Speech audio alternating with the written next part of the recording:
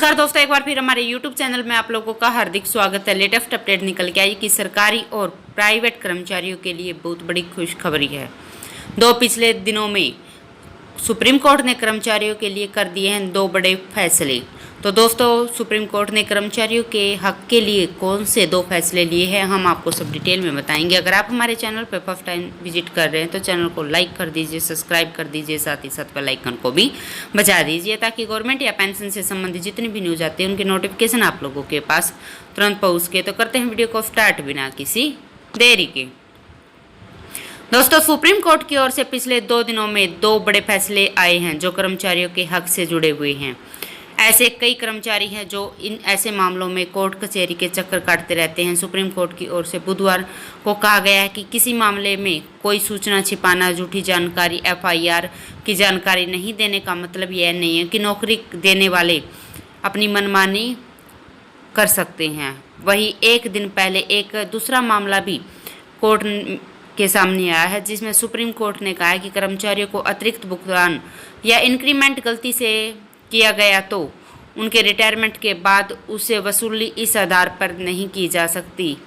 ऐसा किसी गलती के कारण हुआ है। सुप्रीम कोर्ट के 2 बड़े फैसले क्या है और उनका कर्मचारियों के जीवन पर क्या असर पड़ेगा, हम आपको सब डिटेल में बताते हैं।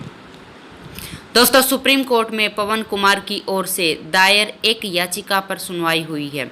पवन को रेलवे सुरक्षा बल में कांस्टेबल के पद के लिए चुना गया था। जब पवन की ट्रेनिंग शुरू हुई थी तो उसे इस आधार पर एक आदेश से हटा दिया गया था कि कैंडिडेट ने यह खुलासा नहीं किया है कि उसके खिलाफ FIR दर्ज की गई थी।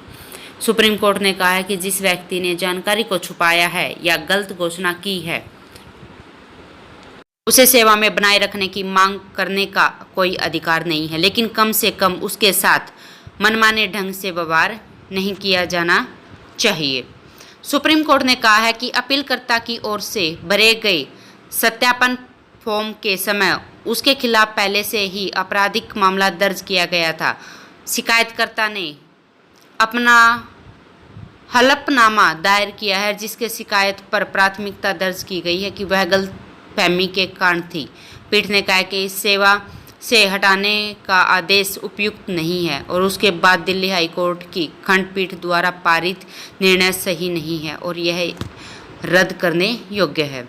सुप्रीम कोर्ट ने सोमवार केरल के एक शिक्षक के मामले में फैसला लिया है। मामला यह है कि शिक्षक ने साल 1973 में स्टडी लीव ली थी, लेकिन इसे इंक्रीमेंट देते समय उस अवकाश की अवधि पर विचार नहीं किया गया था।